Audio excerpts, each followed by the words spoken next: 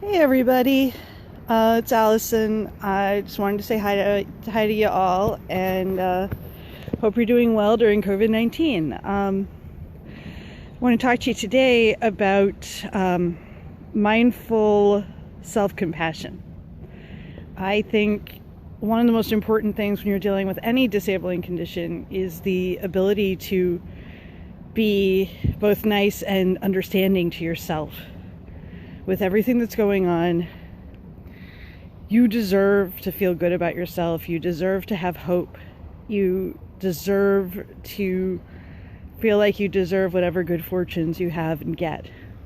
So, I know that can be very, very hard because there's just so much ableism out there, and there's also just this feeling that you can often get from interacting with others of being too needy, being incapable, all of these other really unpleasant ideas that might have some element of truth to them, but are not at all the whole story.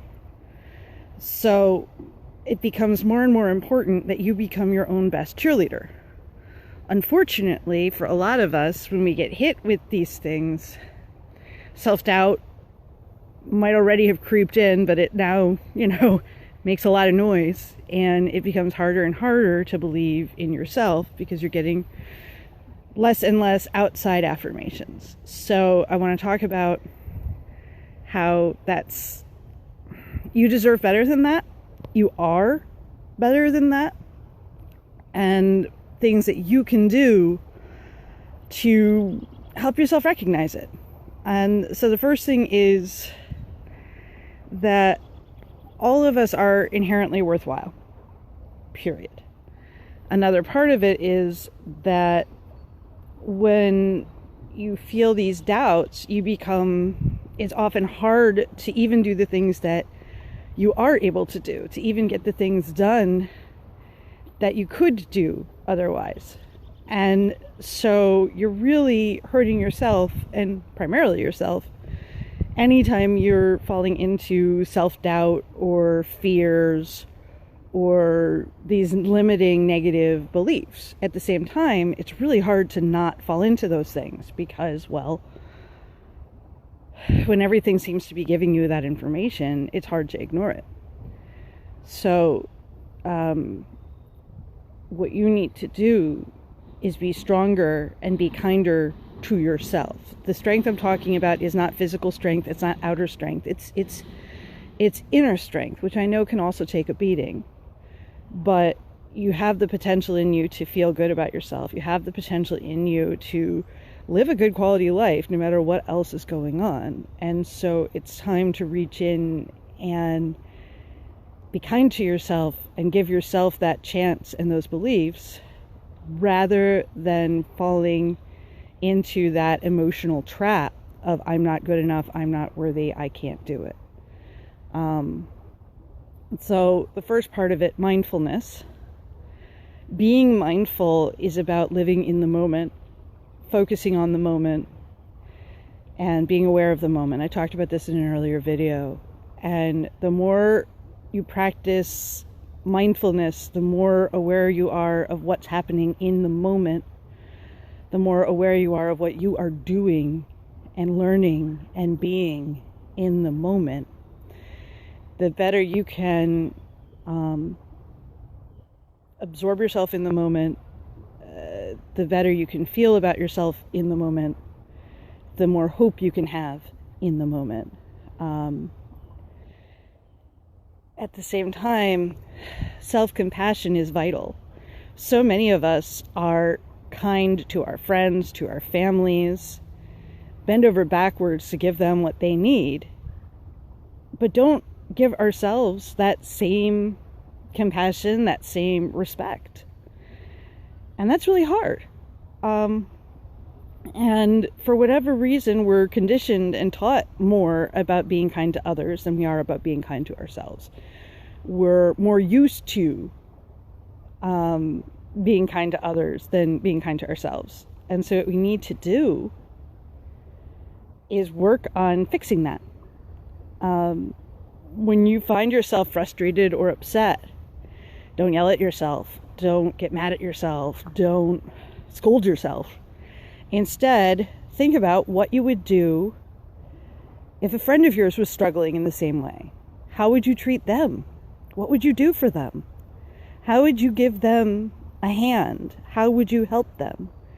And then apply those emotions to yourself. Because again, you deserve it. You should be able to feel good about yourself. You should be able to feel hopeful. And those shoulds there aren't, it's not me berating you for not doing it. It's me reassuring you that you can. All right? And that's really important. It's something I think everybody struggles with. And it's just when we're managing disabling conditions, it's that little bit harder or worse, especially when it's new to be disabled. Simply because that's not the feedback our brains are giving us. It's not the feedback our bodies are giving us. We're not there anymore. So we need to get ourselves there in whatever way that takes. And I know for me, when I first got diagnosed, I felt pretty crappy. But I kind of had good enough experiences and good enough self-esteem that I'm like, no, but I do deserve help. I can do better. I need a break. I need something to go right. Let me make sure that something goes right. And then once that something went right, I'm like, okay, what can I make go right next? And it's that kind of thing. And you may need breaks along the way. And what's really important when you take breaks is to be nice to yourself and recognize that's what you need. As an example, I didn't go out for a walk yesterday. I found out about some extra stresses going on, and I took the time just to let myself process things, to let myself play some games, goof off, not get work done.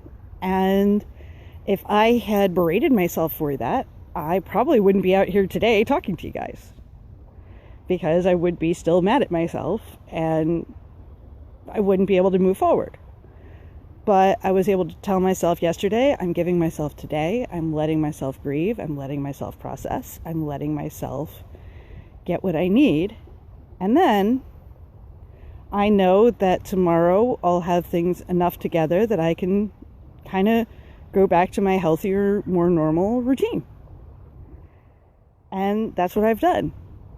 And especially with all the stuff going on with COVID-19, it's really, really important to be kind to yourself, to give yourself those breaks, to give yourself those opportunities, because this is a lot of stress, period.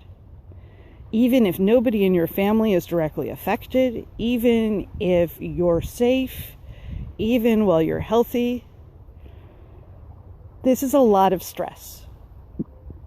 There is a lot of fear. There's a lot of unknowns. And that is scary stuff.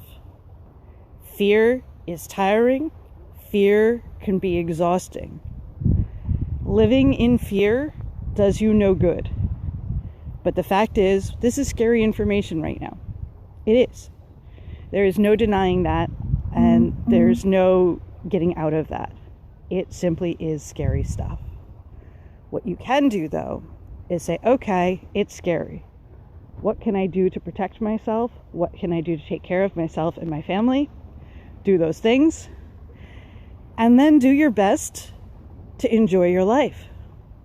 For me, that's been, we're staying at home. We're not going out. We're not going out to socialize. But guess what? Talking to friends online. Doing video chats. Some of the things I'm involved with have set up virtual conversation space, virtual events. And doing those things has let me live life as normally as I can. And I'm compassionate with myself, and I want you to be too. It's all about, maybe I can't do everything I want to, but I can do some things. And with those some things, I can feel good about myself for having done them. Or I can feel good about myself for just getting through the day. Sometimes that's all you can do, and that's okay too. And so it's, to me, really important that you're nice to yourself, that you continue to have reasonable expectations for yourself, but that if you don't quite meet them one day or another day, beating yourself up over it isn't going to do you any good. The only thing that will do you good is figuring out how to do better next time, which is usually by giving yourself a break, being kind to yourself, letting yourself take a breath and calm down, be kind, be compassionate, give yourself a break, and then let yourself figure out your next step. And that's really all you can do. But the nicer you are to yourself about it, the more time you spend getting the things done, and the less time you lose to feeling bad about it, and the less time you lose to being upset with yourself, because that takes energy too. And we all know, dealing with chronic stuff, we have limited energy.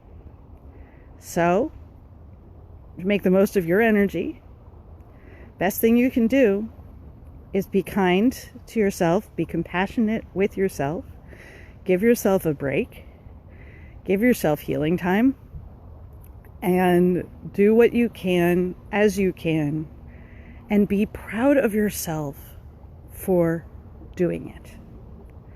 I'm going to enclose, when I get back from my walk, I'm going to put up both my post about this topic and also and also some information about Tara Brach, who has written an entire book and has a whole bunch of meditations around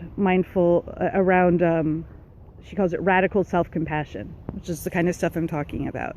Just that process of being very nice to yourself, forgiving of yourself, and compassionate to yourself, because that's what you deserve. All right. Keep thriving, and I'll talk to you guys soon.